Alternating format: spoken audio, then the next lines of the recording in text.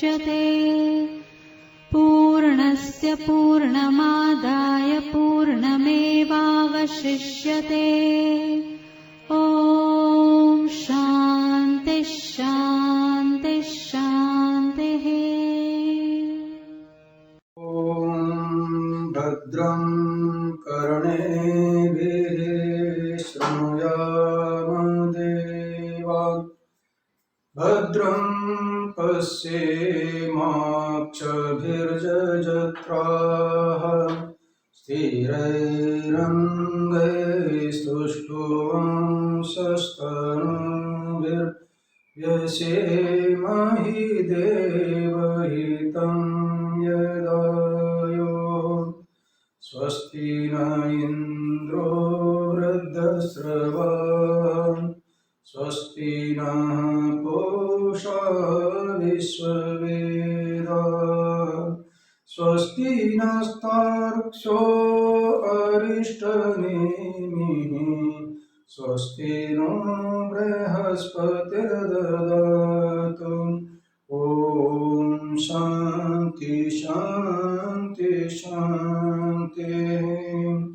प्रज्ञानं सुप्रतानं स्थिरचरनिकरव्यापिभिर्व्याप्य लोकान्। भुक्त्वा भोगान् स्वविष्टान् पुनरपि देष्णोत् भासितान् कामजन्यान्। पीत्वा सर्वान् विशेषान् स्वपिति मधुरमं मायया भोजयन्नो। माया संख्यातुरीयं परममृतमजं ब्रह्म यत्तन्नतोऽस्मि। यो विश्वात्मा विदिज विषयान् प्रास्य भोगान् स्थवेष्टान्। पश्चात्तन्यान् स्वमतिविभवान् ज्योतिषा स्वेन सूक्ष्मान्। सर्वमानेतान् पुनरपि शनैः स्वात्मनि स्थापयित्वा। हित्वा सर्वान् विशेषान् विगतगुणगणान् पात्वसो नस्तुरीयः। हम लोग प्रेमपुरी अध्यात्म भवन मुंबई में स्वाध्याय सत्र में उपस्थित हुए हैं। विषय चल रहा है मांडुक्य उपनिषद आगम प्रकरण। कल हम लोग छठवां मंत्र देख ही रहे थे, लगभग पूरा होने वाला ही था। छठवां मंत्र है, अभी तक जो 3 पादों का सुंदर मंत्रों में वर्णन आया, 3 अवस्था, 3 पाद, 3 पादों के व्यष्टि समष्टियों का ऐक्य। पहली अवस्था जागृत अवस्था। जागृत अवस्था का अभिमानी व्यष्टि विश्व है, समष्टि विराट कहिए, वैश्वानर कहिए। सूक्ष्म अवस्था का व्यष्टि अभिमानी है तेजस, समष्टि का है हिरण्यगर्भ। सुषुप्त अवस्था का व्यष्टि का प्राज्ञ है, समष्टि का अव्याकृत ईश्वर है। अब ये छठवें मंत्र में जो तृतीय पाद में प्राज्ञ है, समष्टि में अव्याकृत ईश्वर है, तो ईश्वर ये है, इसका छठवें मंत्र में वर्णन किया। एष सर्वेश्वर, एष सर्वज्ञ, एषो अंतर्यामी, एष योनि सर्वस्य प्रभव अप्ययो हि भूतानां। ये सभी का ईश्वर है, ईश्वर सर्वज्ञ है, अंतर्यामी है और सभी का मूल कारण है योनि। इसलिए सभूत उन्हीं में निवास करते हैं। इस प्रकार जो प्राज्ञ है उसी की सर्वात्मकता बताए। वो प्राज्ञ समष्टि रूप में वही ईश्वर है। अब ईश्वर के ऊपर हम लोग कल देख रहे थे, ईश्वर निमित्त कारण न मानते हुए उपादान कारण मानना है। निमित्त कारण मानने पर कार्य से वो भिन्न होता है। कार्य से भिन्न होगा तो कार्य का मालिक नहीं बनेगा। जैसे घड़ा बनाया कुम्हार ने, घड़े में मिट्टी उपादान कारण तो साथ में हम लोग लेके आते हैं, मिट्टी ही वास्तविक अब साथ में रही, जड़ अंश है वो केवल, तो जड़ अंश कोई मालिक होता नहीं है, किंतु वहां कुलाल अपने घर जाता है। इस प्रकार जगत में अब हम लोग की ये शरीर, हम लोगों का घड़ा लीजिएगा, यदि इस घड़े में उपादान कारण केवल हम लोग जड़ पंच महाभूत पंचीकृत लेते हैं, वो तो जड़ है, मिट्टी की तरह है, वो उपादान कारण हुआ, और निमित्त कारण कुंभार की तरह अलग मानेंगे तो इसका मालिक कोई बनेगा नहीं है, इसके ऊपर नियंत्रण नहीं आएगा।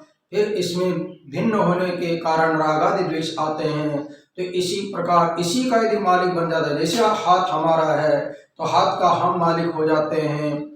ईश्वर का अर्थ है एक शासक, एक मालिक, एक स्वामी। तो ईश्वर अभिन्न निमित्त उपादान कारण यदि मानते हैं तो सभी का वो शासन करने वाला होता है, क्योंकि हमारे हाथ के ऊपर हम कंट्रोल कर सकते हैं, दूसरा कर नहीं सकता है, क्योंकि इस हाथ के हम मालिक है।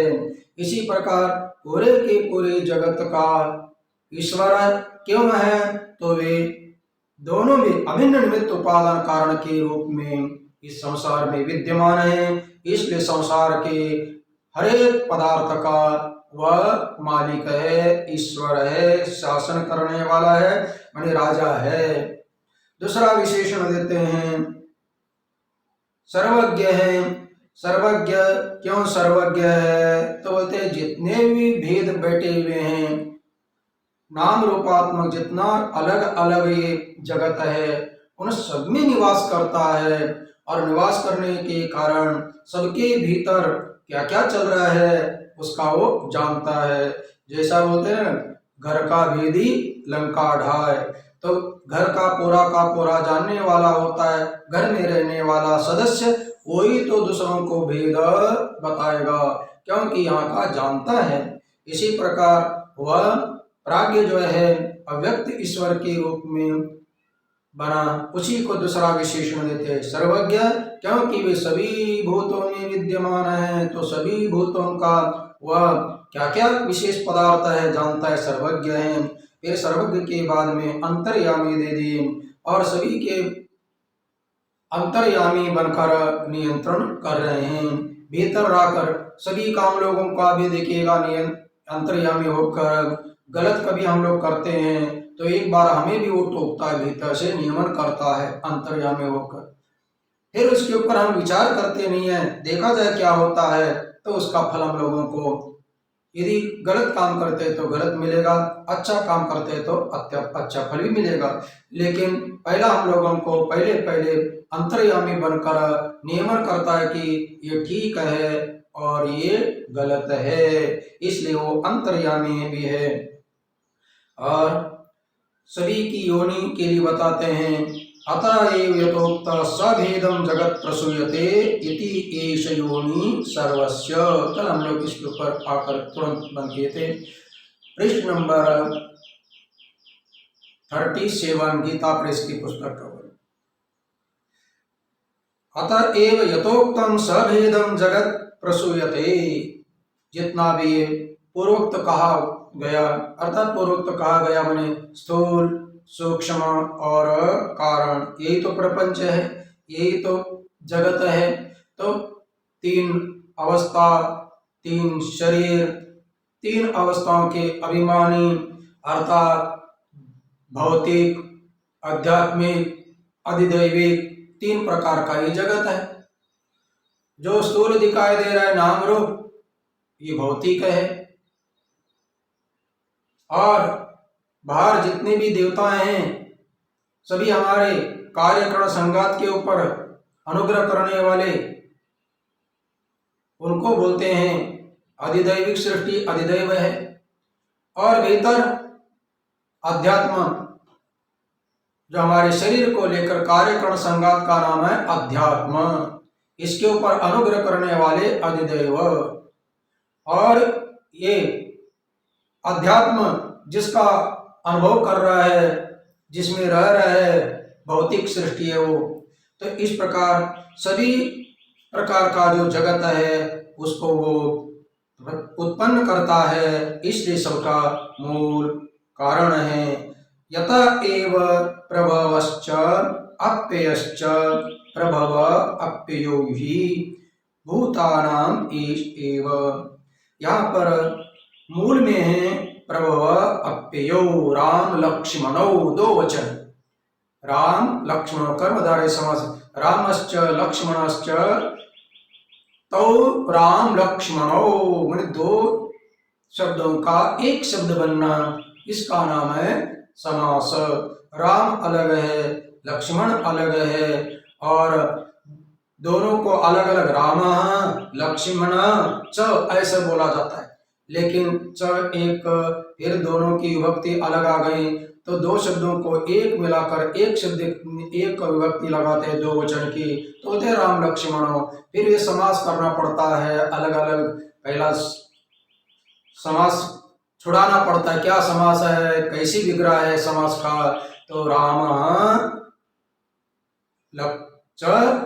लक्ष्मण च ऐसा विग्रह करते हैं। फिर बाद में जितनी भी विभक्ति हैं, विभक्तियां लोप हो जाते हैं, शब्द जुड़ जाते हैं, राम लक्ष्मण बन जाता है, तो दोनों की एक विभक्ति आती है द्विवचन की, तो राम लक्ष्मणों बन जाता है। इसी प्रकार प्रभव अप्ययो दो वचन है, माने प्रभव च अप्यय च, इस प्रकार उसका विग्रह करेंगे। विग्रह करने के बाद में विभक्तियों का लोप हो जाएगा, शब्द बनेगा प्रभव अप्यय। फिर वो दो वचन करना है, तो प्रभव अप्ययो, ये हो गया। प्रभव का अर्थ है उत्पत्ति, अप्यय मानी लय। तो ये भूतानाम एष एव प्रभव अप्ययो, सभी भूतों के लिए, सभी प्राणियों के लिए यो जो अभी तक हम लोग ईश्वर है, सर्वज्ञ है, अंतर्यामी है, सबका कारण है, चार विशेषण दिए, तो पांचवा विशेषण भी देते हैं, एष एव, यही जो प्राज्ञ सर्वेश सब नाम से बना हुआ था, सब विशेषणों से विशिष्ट हुआ था समष्टि के रूप में, वो ही इस पूरे प्राणियों का, भूताना मानी समस्त प्राणियों का क्या है, प्रभव माने उत्पत्ति स्थान, और अप्यय माने लय का स्थान भी है। इस प्रकार 6 मंत्र पूरे हो गए। अब 6 मंत्रों का क्या भाव निकलता है, इसके ऊपर गौड़पादाचार्य ने अपनी कार्यकाल की है श्लोकात्मक, क्योंकि ये गौड़पादाचार्य भगवत पूज्यपाद अपने आद्य जगत गुरु शंकराचार्य के दादा गुरु है। उन्होंने पूरा उपनिषद पढ़ने के बाद में उसके ऊपर कारिका लिख दी। तब ये 6 मंत्र हो गए। 6 मंत्रों में 3 पादों का सुंदर विवेचन किया। 3 पादों का विवेचन होने के बाद में इन 3 पादों का क्या अर्थ होता है, 3 अवस्थाओं के 3 अभिमानी, और 3 अभिमानियों को हमने पाद कहा दिया, अवस्था कहा दिया, विश्व, तेजस और प्राज्ञ। अब ये तीनों की चर्चा कारिकाओं में करते हैं गौड़पादाचार्य। अत्र एते श्लोका भवन्ति, अत्र माने अभी जो पूर्व में हम लोग ये प्राज्ञ तक जो चिंतन किया है 3 अवस्थाओं का, कैसे ये ईश्वर बना हुआ है, कैसा बाह्य प्रज्ञ है, कोई अंतर प्रज्ञ है, कोई घन प्रज्ञ है, इन 3 पादों का जो विवेचन किया गया, उन्हीं अर्थों में संक्षिप्त से अपना कारिका में बताते हैं। अत्र एतस्मिन् यथोक्त अर्थे एते श्लोका भवन्ति। अत्र माने यहाँ पर, अभी 6 मंत्रों के बाद में इस पूर्व अस्मिन यथोक्त अर्थे, जो पूर्व में कहा गया जो अर्थ है, 3 अवस्थाएं, 3 शरीर, तीनों की अभिमानी, व्यष्टि समष्टि, ये पूर्वोक्त जो भी वर्णन किया गया है, उन्हीं अर्थों में ये श्लोक अपना विवेचन करते हैं। बहिष्प्रज्ञो विभुर्विश्वो यन्तप्रज्ञस्तु तेजसा घन प्रज्ञस्तथा प्राज्ञ एक एव त्रिधा स्मृतः बहिष्प्रज्ञो विभुर्विश्वो यन्तप्रज्ञस्तु तेजसः घन प्रज्ञस्तथा प्राज्ञ एक एव त्रिधा स्मृता। ये हो गई कार्य का श्लोक। अब इसका थोड़ा सा संधि विच्छेद आदि होता है। बहिष्प्राज्ञो, अब ये मूल में बहिष्प्रज्ञ था, विसर्ग था राम की तरह और व्याकरण से वो होता है, लेकिन श्लोक में बोलते समय जो संधि आदि होती है ज्यों की त्यों पढ़ना, उसको बोलते संहिता पाठ, और फिर उसको विभक्ति आदि छोड़ के बोलना है। संधि विच्छेद बोलते हैं उसको। क्या क्या संधि? बहिष्प्रज्ञ विभु, देखिएगा मूल में विभुर है, तो यहाँ पर विभुर र हो गया, और र किसका? विभुहु, विसर्ग का र हो गया, और पीछे प्राज्ञ में विसर्ग का ओ हो गया, विसर्ग का ओ, विसर्ग का यहाँ र हो गया, फिर विश्व वहां विसर्ग का ओ हो गया ही।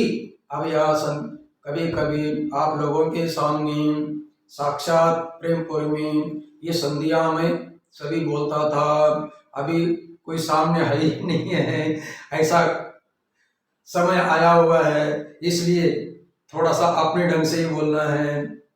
ही केवल संधि में विच्छेद ही, अंतः प्रज्ञः तु, अंतः प्रज्ञः तु तेजस, ही है, आगे अंत था, ही में संधि हो गई, अंतः प्रज्ञः विसर्ग का स हो गया, तो तेजस घन प्रज्ञः, यहाँ भी स मैंने देखिएगा विसर्ग का स होता है, घन प्रज्ञा, वहां भी अंत प्रज्ञा स विसर्ग का कहीं वो होता है, कहीं र होता है, कहीं विसर्ग का स होता है, कहीं विसर्ग का विसर्ग ही रहता है, एक चार प्रकार उनका बन जाता है। घन प्रज्ञा तथा प्राज्ञ एक एव त्रिधा स्मृतः। अभी तक जो तीन अवस्थाओं के, तीन अभिमानियों की जो चर्चा की, तीन अभिमानियों का विस्तार से विवेचन किया गया, उन्हीं के लिए यहाँ पर बोल देते हैं। बहिष्प्रज्ञ कौन है? विभुहु विश्व। भाई का अर्थ है जो बाहर जितना भी स्थूल जगत है, जागृत अवस्था का जगत है, जागृत अवस्था में बाहर के ज्ञानेंद्रियों के द्वारा जो भी नाम रूपात्मक जगत का ज्ञान हो रहा है, तो बाहर का ज्ञान करने वाला कौन है? विश्व है। और उस विश्व को यहाँ पर विभु विशेषण दिया, विभु विश्व। विभु का अर्थ है व्यापक, और वहां पर व्यष्टि के रूप में विश्व होता है, लेकिन मूल में ही विश्व को ही वैश्वानर बोल दिया। तो वैश्वानर का अर्थ है विराट लेकर ही बोला हुआ है, विभु लेकर ही मूल में अपना मंत्र में बोला हुआ है। इसलिए जो विश्व है व्यापक है, विभु है, तो उसकी प्रज्ञा, उसकी समझ, उसको ज्ञान कहाँ का होता है? बाहर का होता है। ये हो गया विश्व का विवेचन। और अंत प्राज्ञः तो तेजस, प्रज्ञा का अर्थ है ज्ञान, बाहर के ज्ञान करने वाले को बोल दिया विश्व, और विश्व का विशेषण दिया विभु। जैसे बोलते ना सूरवीर अर्जुन में कुछ ना कुछ विशेषण, काला घोड़ा, ऐसे प्रकार बोल दिया विश्व। कैसा विश्व? विभु विश्व। विभु विश्व जो है ना, बहिष्प्रज्ञ है, बाहर को जानने वाला है, बाहर का अभिमानी है। फिर अंतः जानने वाला कौन है?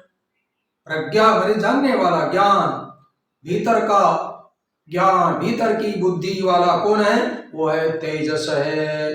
क्योंकि सूक्ष्म शरीर का अभिमानी तेजस है, व्यष्टि में और समष्टि में यही कौन होता है? हिरण्यगर्भ होता है। अब तीसरी अवस्था है सुषुप्ति अवस्था है, कारण शरीर है।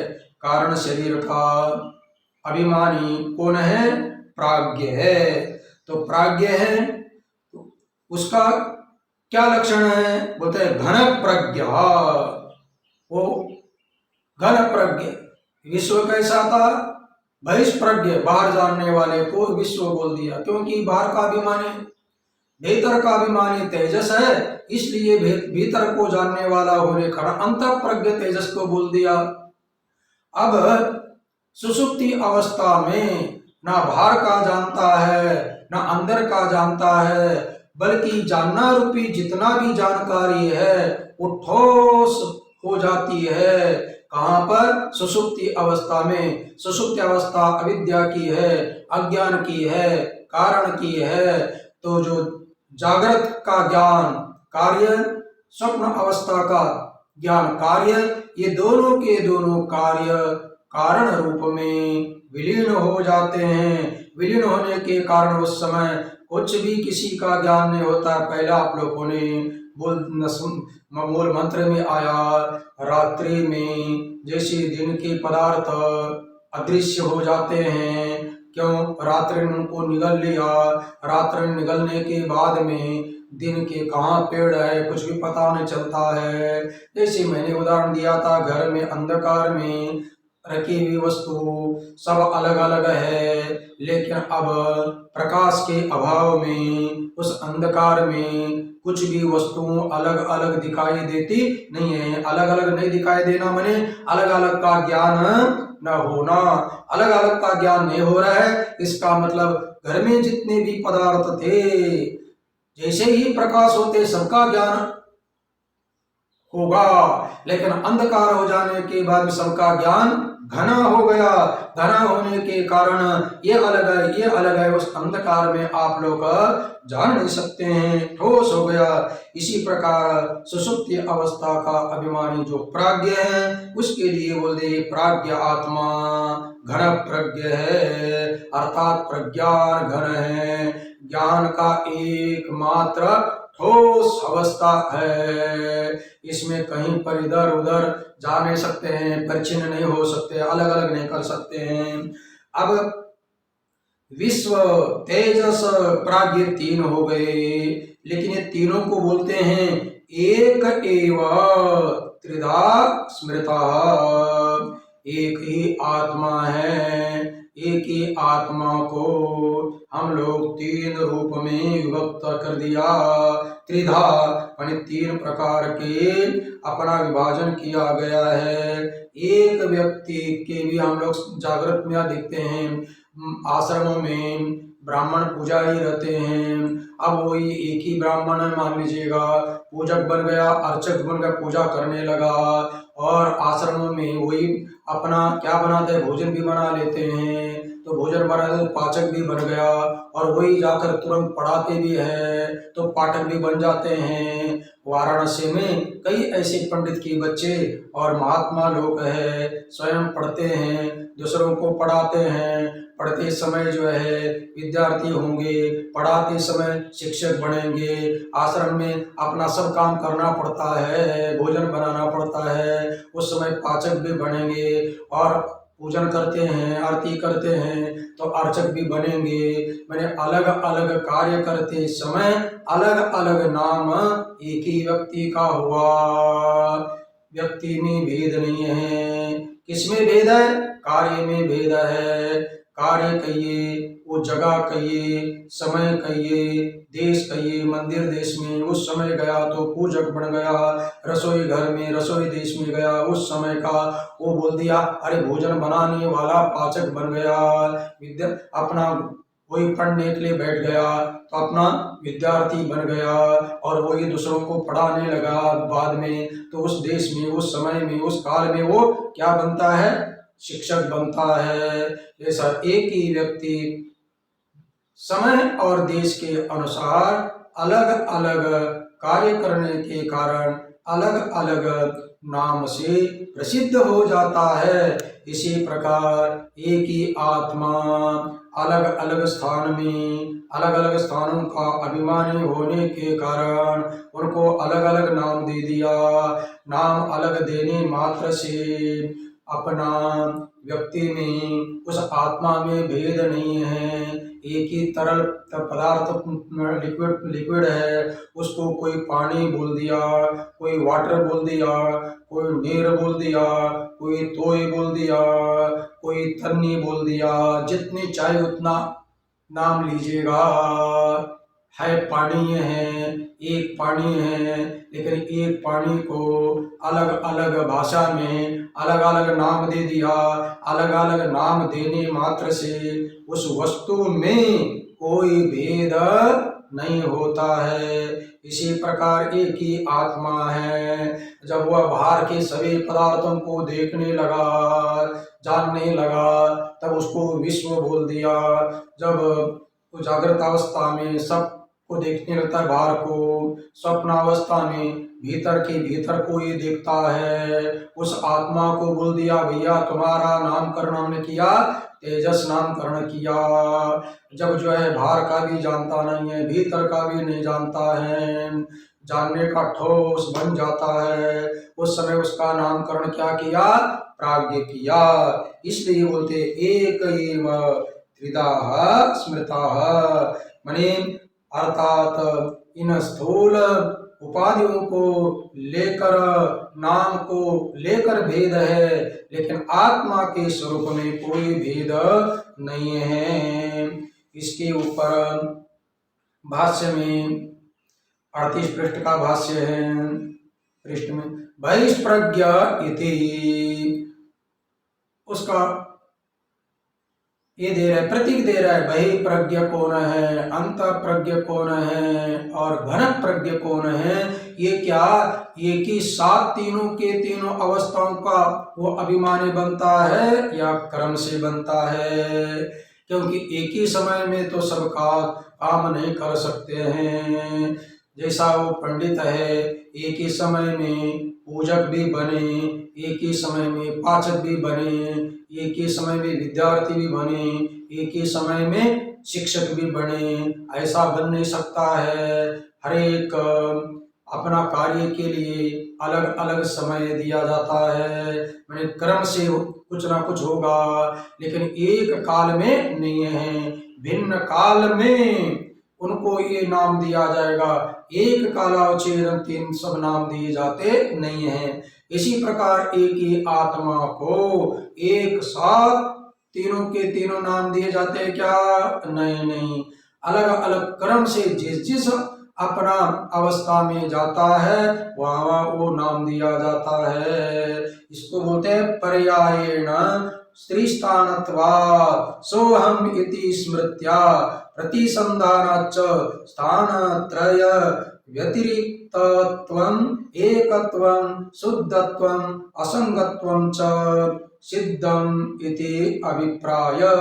यहाँ तक बस बोलते हैं पर्यायेण, बहुत सुंदर। पर्यायण का अर्थ है कर्म से, स्त्री स्थानत्वात् माने कर्म से स्त्री स्थान वाला होता है।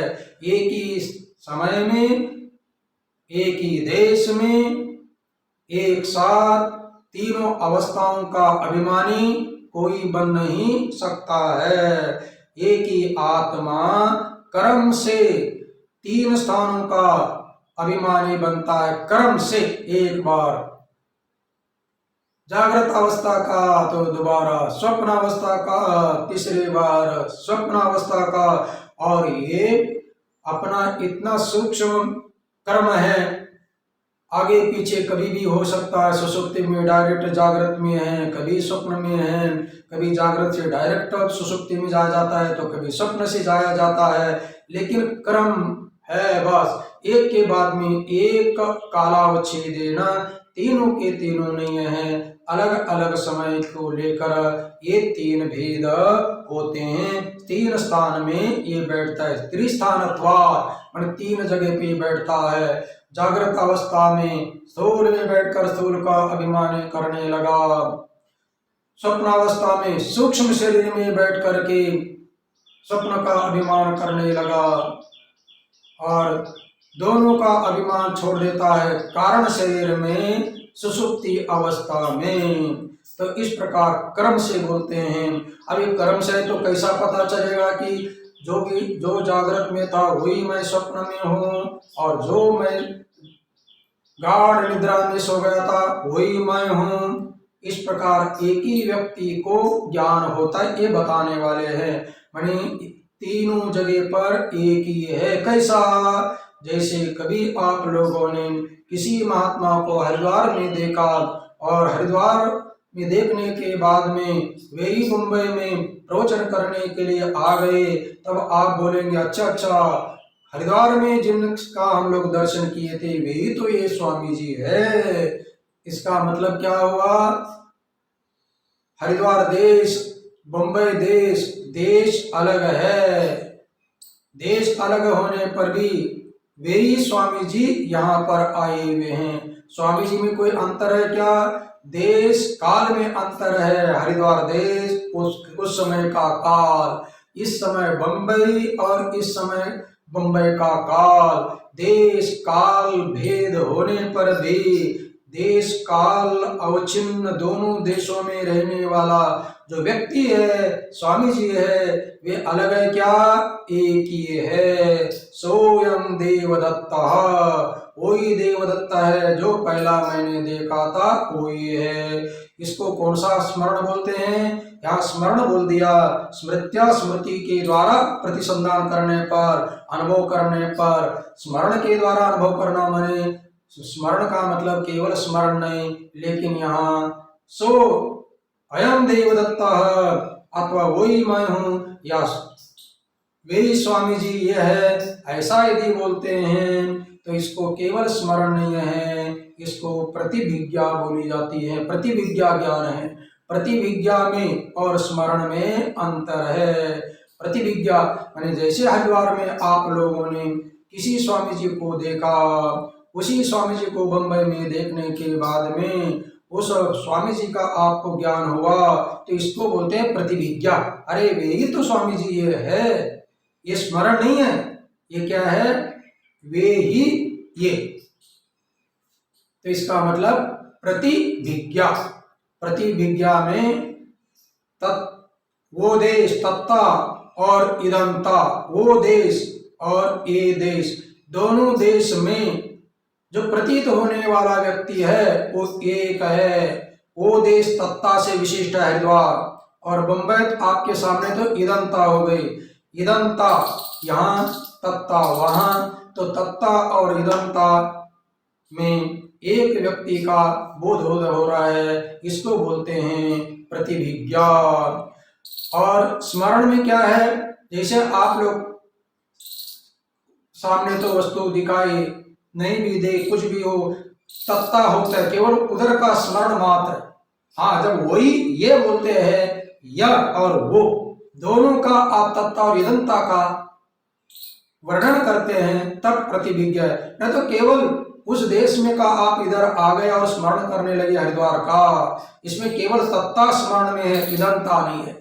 आप कहीं पर भी बाहर जाके देख के आते हैं और उनका स्मरण आप अपने घरों में हो, कहीं जहां भी बैठे हैं वहां स्मरण करते हैं, तो उस देश का केवल आपने तत्ता का स्मरण कर रहे हैं, लेकिन इदंता से कोई लेना देना नहीं है। स्मरण में केवल तत्ता रहती है और प्रतिभिज्ञा में तत्ता भी और इदंता भी, वहां और यहाँ, इस प्रकार। तो कहने का तात्पर्य, जो जागृत में है वो जागृत में जो जो देखा था वही स्वप्न में आकर अपना आनंद ले रहा है, और जो स्वप्न में देख रहा था और वही तो मैं है। जैसे याद अपना अष्टावक्र जी को पूछा जनक जी ने, भैया बोलो वो सही क्या ये सही?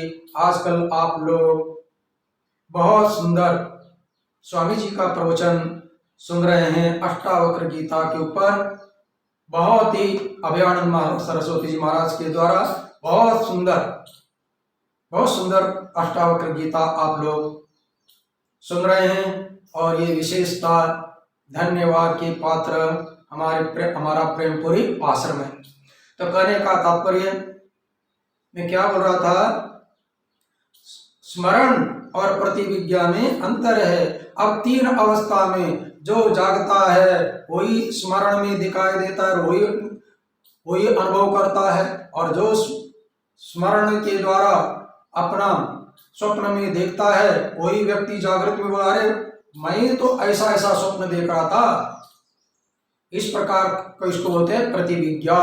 मैं वही मैं हूँ, अर्थात स्वप्न में था वही मैं हूँ, जागृति वही मैं हूँ।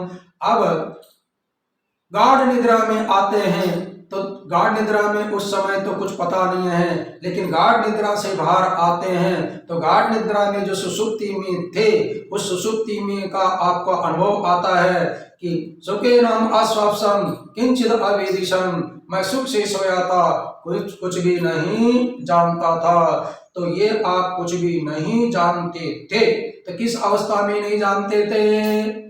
सुषुप्ति अवस्था में नहीं जानते थे। इसका मतलब तीनों अवस्थाओं में आप ही एक है, दूसरा कोई नहीं है। इसलिए बोलते हैं स्थान, अभी तीनों स्थान में एक ही है, अकेला होने पर भी फिर उनका प्रतिविज्ञा के रूप में वही मैं हूँ वही मैं। अरे तीनों स्थानों में मैं हूँ। जैसे अब बोल दिया कि एक ही पंडित जी अपना अर्चक भी बन गए, पाचक भी बन गए, विद्यार्थी भी बन गए और अपना शिक्षक भी बन गए। ये 4 स्थानों को, 4 पदवी को प्राप्त कर दिए। तो चारों पदवी प्राप्त करने पर चारों में लीन हो गए, क्या चारों से अलग है? चारों से भिन्न नहीं है। इसको बोलते हैं स्थानत्रय व्यतिरिक्तत्वम। माने स्थान तीनों स्थानों से भिन्न भी है, व्यतिरिक्तत्वम। तीनों स्थान में जाकर 3 नाम को प्राप्त कर देता आत्मा, और तीनों से अलग होकर तुरीय नाम प्राप्त कर लेता है। जैसे या पंडित जी 3-4 काम करने के कारण 3-4 नाम को प्राप्त कर लेते हैं, और तीनों चारों नामों से ना अलग हो जाते हैं। व्यतिरिक्त में अलग, ना वास्तविक। वे पुजारी भले थे, लेकिन पुजारी जो नाम है उससे भी भिन्न है। भले वो भोजन बना रहे थे, लेकिन वो पाचक एक अवस्था है, एक वहाँ थोड़े देर के लिए नाम है, उससे भी भिन्न है। क्योंकि वहां से चले गए, मंदिर में गए थे, तो मंदिर में जाने के कारण उनको नाम मिल गया पुजारी। मंदिर से हट गए, गायब हो गए, मतलब उसको कोई लेना देना नहीं है। उस समय तो पुजारी बन गए। अब गए रसोई घर में गए, रसोई को बोलते हैं संस्कृत में पाचक, पचाने वाले को पाचक बोलते हैं। जो भोजन पकाते हैं, रसोईया होता है, उसको बोलते हैं पाचक। अब रसोई जब तक रसोई घर में अपना खटपट कर रहे हैं तब तक उनको एक नाम आ गया पाचक, भोजन बनाने वाले, भंडारी। अब वो भंडारी कब तक रहेंगे? जब तक भंडार घर में है तब तक रहे। भंडार घर से बाहर जाते ही कोई लेना देना है क्या? भंडार घर जड़ है और वे चेतन है। मंदिर जड़ था, मंदिर से चेतन अलग हो गए थे। इसी प्रकार कॉलेज में जाकर या अपने घर में ही दूसरे कक्षा में पंडित जी पढ़ाते हैं, तो पढ़ाते जिस कक्षा में पढ़ा रहे थे उस समय वो अपने शिक्षक बन गए। अब शिक्षक बन गए तो कब तक शिक्षक बनेंगे? जब तक अपना गुरु शिष्य लोग बैठकर चर्चा चल रहा है तब तक वो शिक्षक बन गए, और वहां से उठ गए तो अलग एक पंडित जी नाम से हो गए। तीनों स्थान में एक ही थे, तीनों स्थान से अतिरिक्त होने पर भी वे अकेले है। मैंने अकेले ही तीनों स्थान में घूमते हुए तीनों स्थान के वे कैसे हैं? भिन्न है। इसी प्रकार आत्मा तीनों स्थान में रहता भी है और तीनों स्थान से अलग भी है।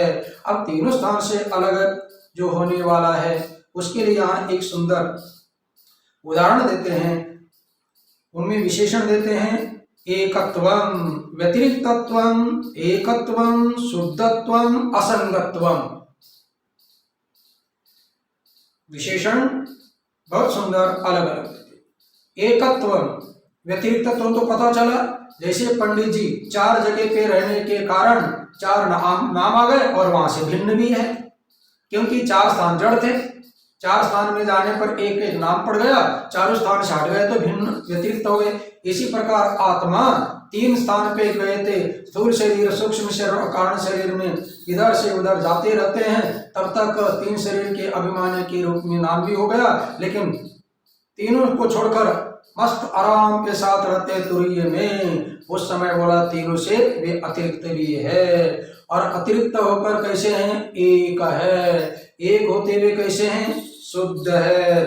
अभी शुद्ध क्योंकि संसार में जो भी जीवात्मा आए हुए हैं, चाहे जीवात्मा हो या चाहे प्राणी, संसार ही कैसे है?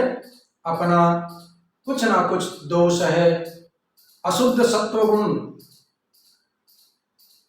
अशुद्ध सत्वगुण जिसकी उपाधि है वो जीव की है। अंतःकरण में पड़ा हुआ चैतन्य का जो प्रतिबिंब है उसको जीव बोलते हैं, और जीव की उपाधि अविद्या है, और उस अविद्या को बोलते हैं अशुद्ध। तम क्या है? मलिन सत्व अविद्या है, मलिन। अभी मलिन किसके द्वारा? अविद्या, काम, कर्म, इन सब दोषों से भरा हुआ होने कारण अशुद्ध है। लेकिन जो चैतन्य घन जो लक्ष्य है, जो प्राज्ञ, अभी तक हम लोगों ने बोल दिया वही प्राज्ञ ईश्वर हो रहा है, सर्वज्ञ हो रहा है, अंतर्यामी है, वो सबका कारण है। वो कैसा है? शुद्ध है, एक है और शुद्ध है। क्यों शुद्ध है? उसकी उपाधि माया है, और माया उपाधि को क्या बोलते हैं? सत्व शुद्ध प्रधान माया है, और मलिन सत्व प्रधान अविद्या है। मलिन और शुद्ध, ईश्वर एक है, शुद्ध है। क्यों? उनकी जो माया है वह शुद्ध सत्व गुण माया है, शुद्ध सत्व प्रधान है, इसलिए कांच के समान उसमें किसी प्रकार का संसार का दोष नहीं है। संसार का दोष को बोलते हैं, हम लोग बोलते हैं इसको मोह, ममता, माया। और ये मोह ममता जब तक है ये एक दूसरों को लेकर चलती रहती है। कैसे लेकर चलती है? एक कथा आती है, महापुरुष लोग बताते हैं, एक चूहा और मेंढक थे, दोनों के दोनों बहुत मित्र थे। उन्होंने बोला भाई अपनी मित्रता हमेशा बनी रहे, इसलिए चूहे को बोल दिया तुम बहुत तेज दौड़ते हो, तो साथ साथ रहने के लिए ऐसा किया जाए, आपके पैर को मेरे पैर को एक रस्सी बांधा जाए और दोनों साथ साथ घूमते रहेंगे, साथ साथ पीते रहेंगे।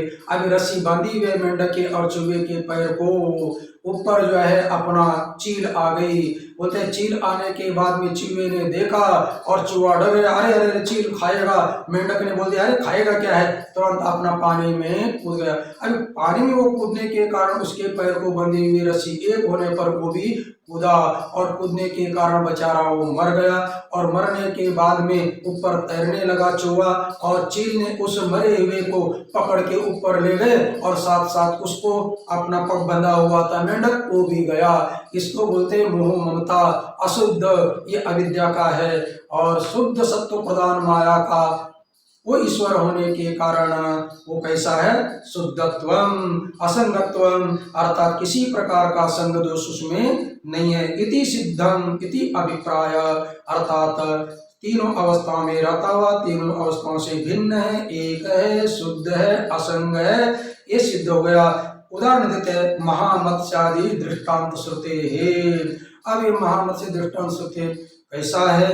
ये बृहदारण्यक की बहुत सुंदर श्रुति है, इसको हम लोग कल देखिएगा। श्रुति बृहदारण्यक के इसमें पृष्ठ में ये दिया, जिस प्रकार किसी नदी में रहने वाला कोई बलवान मत्स्य उसके प्रवाह से विचलित न होकर उसके दोनों तटों पर आता जाता रहता है, किंतु उन तटों से पृथक होने के कारण उनके गुण दोषों से युक्त नहीं होता, तथा जिस प्रकार कोई बड़ा पक्षी आकाश में स्वच्छंद गति से उड़ता रहता है, उसी प्रकार स्वप्न और जागृत दोनों स्थानों में संचार करने वाला आत्मा एक असंग और शुद्ध है, ऐसा मानना उचित ये है।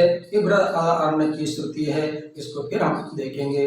ओम पूर्णमदः पूर्णमिदं पूर्णात् पूर्णमुदच्यते पूर्णस्य पूर्णमादाय पूर्णमेवावशिष्यते। ओम शांति शांति शांति। सच्चिदानंद भगवान की जय। स्वामी प्रेमपुरी जी महाराज की जय। ओम नमः पार्वती पते। हर हर महादेव।